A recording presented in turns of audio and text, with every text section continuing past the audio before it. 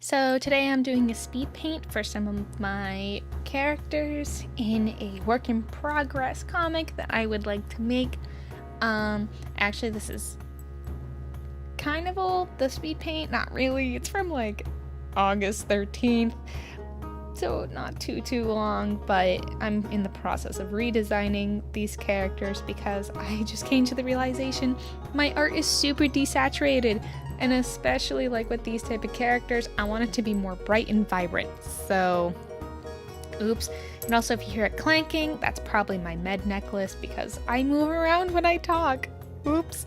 So that's what that is. But yeah, so the concept of this comic came from a little challenge I gave myself back in 2019 where I wanted to try and learn how to draw backgrounds.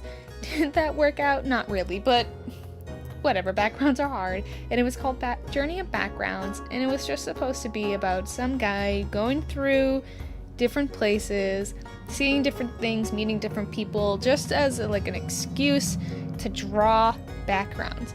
But me being me, I got too attached because I, for some reason, can't create characters unless they have a deep background, well, not deep background, but a background, a purpose, and a personality, and everything. So I got attached way too fast, sadly. And of course, me making all these characters, there were certain moments where I'm like, actually, these are really cool. These are cool characters. I bet I can do something with these. And it ended up spiraling into this whole new idea that I creatively named Fortuity. If that's you can look up what that means. But basically, the characters I'm drawing on screen right now are kind of related to the characters in Journey of Background. Well, Journey of Backgrounds. The story of Journey of Backgrounds, because it's not really gonna feature in Fortuity. It's gonna be hinted at and all that type of jazz, but it's so big and complex that I would have to make a whole prequel comic for it, and I'm gonna be real, I don't want to do that. But the whole setup is there are multiple gods in this universe.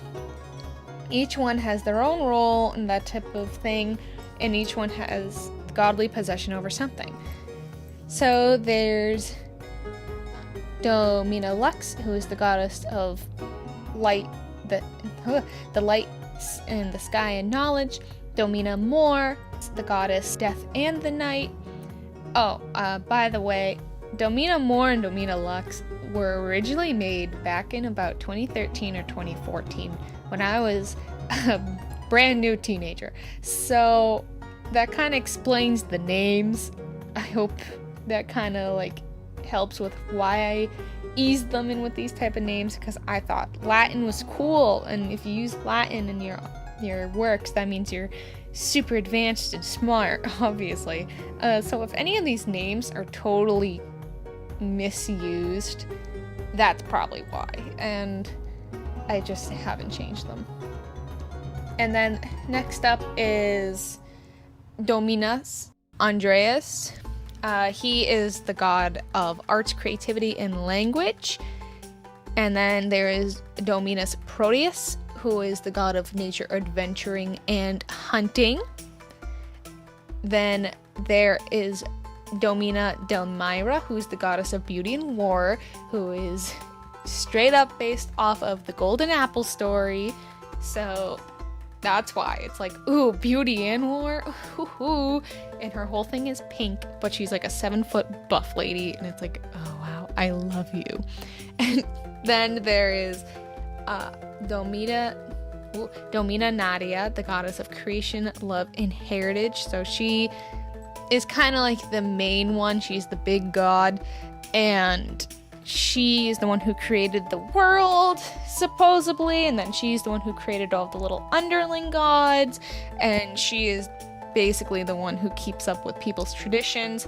And then there is Domina Rawia, and she is the goddess of dreams, stories, and prophecies. And I know like Domina Moore is set up to be like, oh, she's the dark god because she's death in the night, but when No, she's not. She is the type of death god where she's like, haha, kickflip on my skateboard. What up, dudes? I'm about to take you to the afterlife, and it's gonna be great.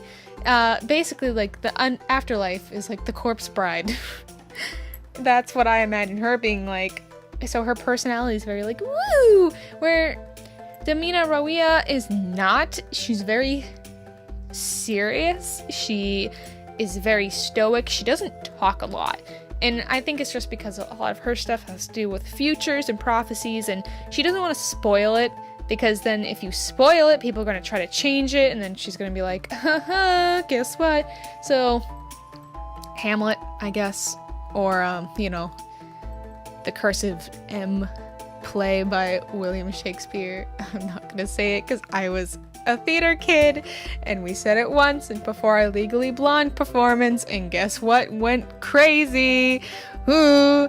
So yeah, but then there's another one that no one talks about. No one knows about this god. No one even knows this god's name. All we know is that their eyes are pink with pink circles in it, a lighter pink, and they glow and they're in the dark. They don't have a body. No one knows what this god is, but the big gods know what the god is. That is until a researcher named Solomon starts researching into the gods, because he wants to know about their power and the history of their kingdom and all that jazz. And then he stumbles upon this creepy god, and this creepy god is like, hey, I can offer you divine power and knowledge if you do some things for me.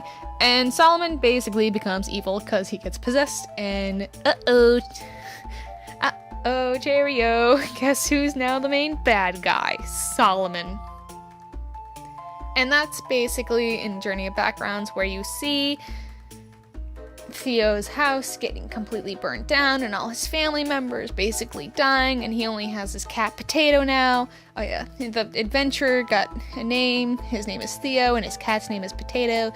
And the girl he ran into in the church, her name is Aonani. She was originally a high priestess, but now she is a princess, soon to be queen. She just hasn't been betrothed yet because her kingdom is being destroyed and her family was just murdered.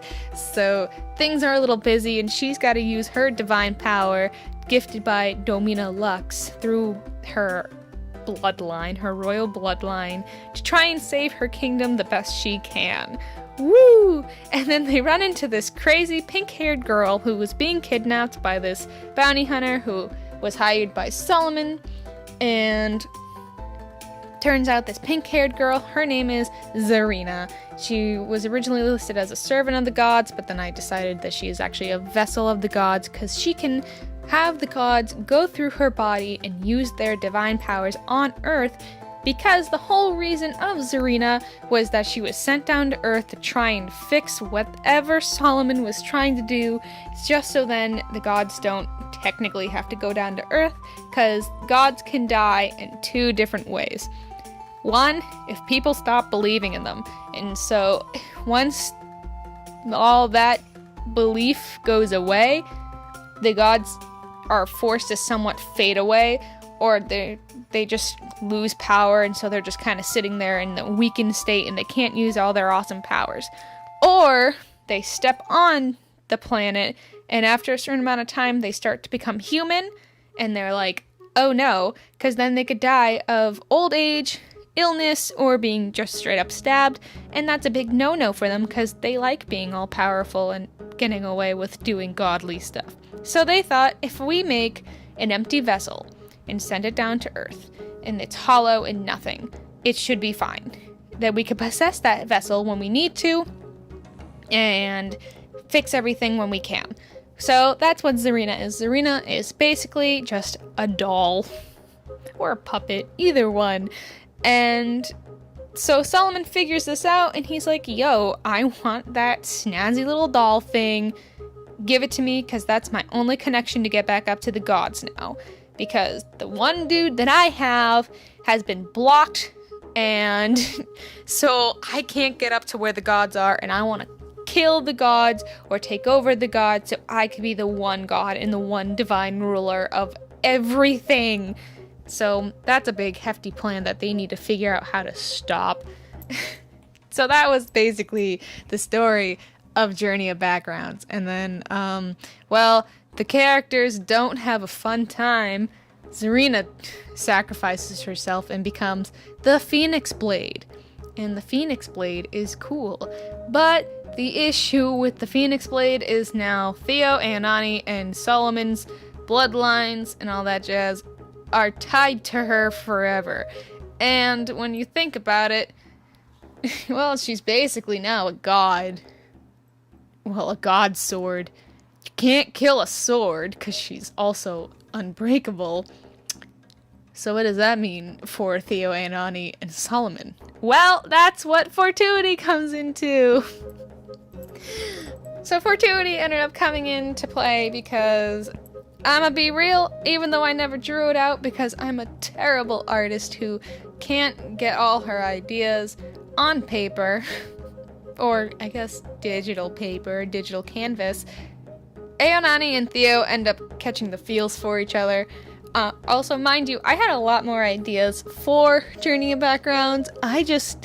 Like I said before, if I were to get actually in depth to it, I would either have to write a book or make a comic explaining all the little things in it. And I personally don't want to do that. That's a lot of work. Maybe one day. But so Aonani and Theo end up getting married.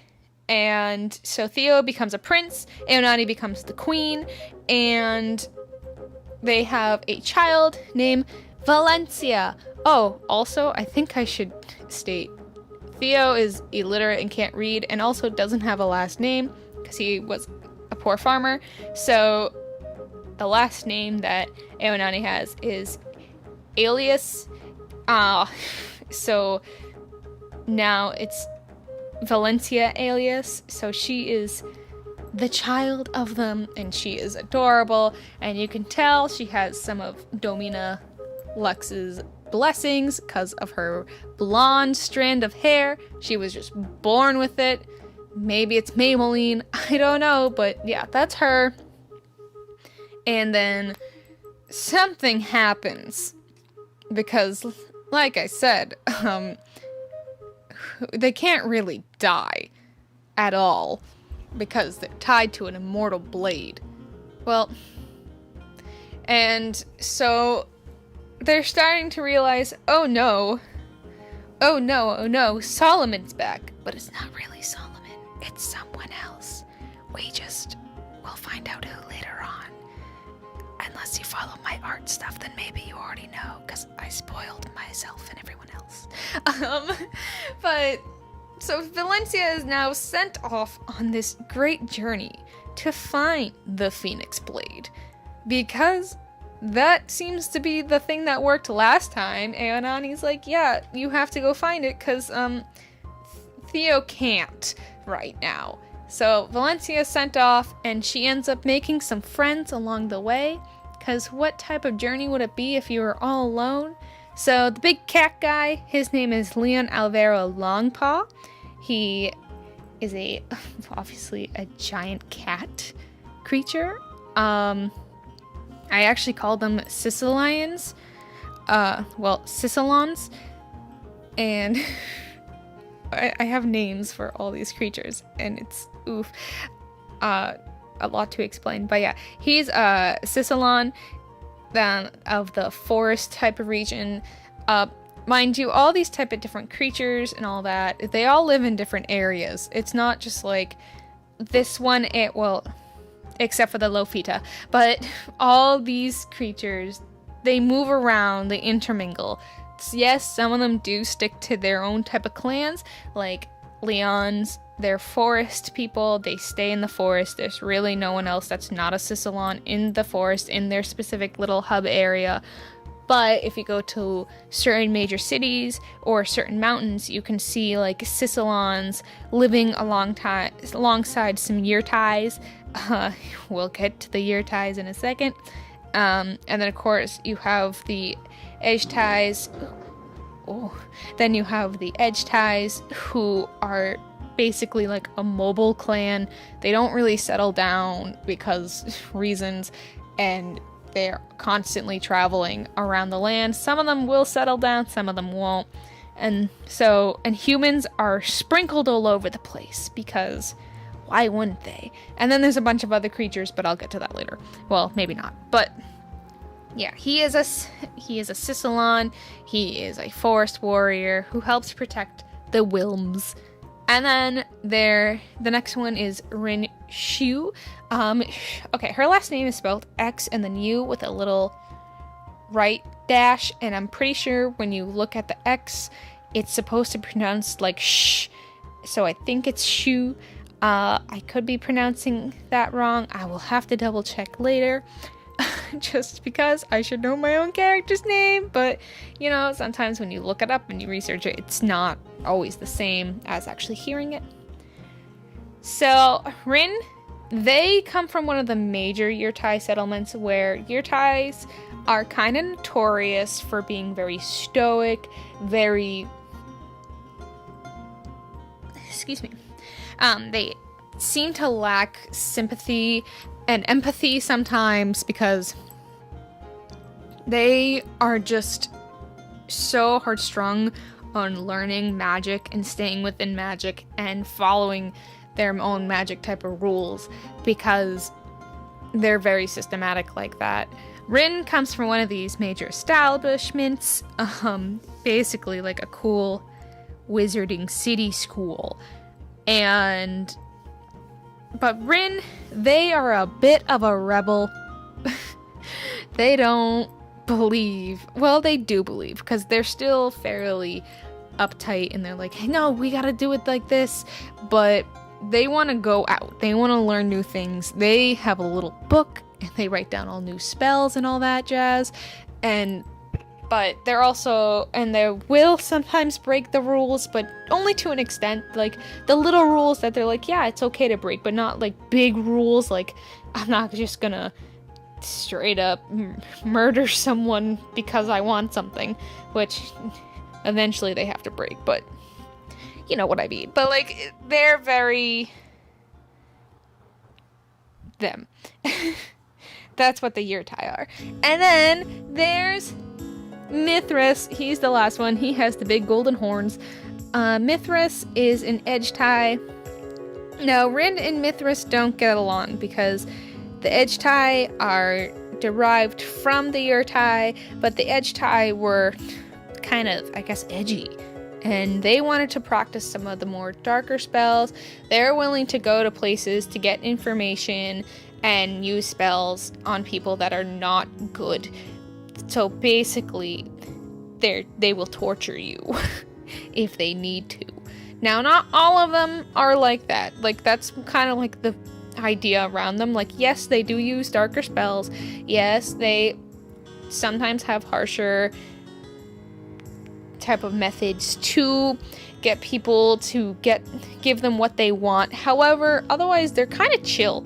They don't really do that type of stuff. They're more free-spirited, I guess. They don't want to have rules and restrictions stop them from learning as much knowledge as possible. The whole torture thing, that was from a different type of, because like I said before, each and every type of people, they have separate groups. So the Edgetai, so there could be some more that are more extreme than others, but that same goes for like the Yurtai and the Sicilians and the Lofitas and the Wilms and the humans and all that. Like, there's always going to be a few that take it a little too far and then end up making the name absolutely terrible for all of the rest of them.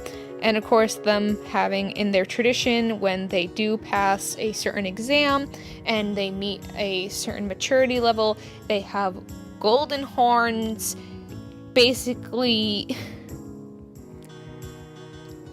they have golden horns embedded into their foreheads, and they can choose whatever horn sign that they want. Usually it sticks around to the 2 and they curve, but they can have more if they want. And then they have golden markers carved underneath their eyes, usually just 3 marks, to show, like, I am a person of status, I have passed my tests here, know my traditions, and I can work through these things. So that's what Mithras' whole thing is, and all of them come together, and they're gonna try and stop the new bad guy. And that's basically what Fortuity is, and they need to get the sword. Now there's more to it, obviously, but I don't want to spoil the story because, like I said, it's still a work in progress. I am changing some things. I am shaving down some of the conversations, some of the character counts, some of the locations and all that, trying to figure out what is the most important thing to get this story from point A to point B, but also kind of still be fulfilling, because, like I said, I want to make this into a comic, but comics take time, and you have to, because I am the sole worker on it, I have to make every single thing for it, and that's a lot of work. So I just want to make sure I have it all down. But the basic story is, bad thing happens. Hero goes, finds the thing that can stop the thing. They meet some friends along the way. They get the thing. They go home and stop the bad guy. Wow, that's basic story premise broken down for about 9 million different stories. Oh no. But yeah, it's a basic journey of heroes, and it's fantasy, so it's cool. And yeah, so that's what the whole comic thing is. When will it be out? I don't know. Give me another 12 years and I'll figure it out. But yeah, in the specific scene, I imagine that Leon won a bet, so now he has to... Leon won a bet, so everyone else has to gather supplies for their camp, and he can just chill out and do whatever the heck he wants. But he's not a bard, and he can't play instruments, and I don't even think I don't think Sicilons could play instruments because they're cats. Same with another few, like, animals, oh no. Another few, like, species in the world, or that type of thing. But, you know, whatever. Maybe if a Sicilian wanted to play an instrument, it would have to be like a flute, like a wind instrument. I don't know. But I just wanted him to be obviously chilling. That should probably be it. Thank you for listening to my ramble about my story. That probably will come out in a few years. Who knows? I'm not gonna make any promises. But yeah. Have a good day, and thank you for watching. Bye.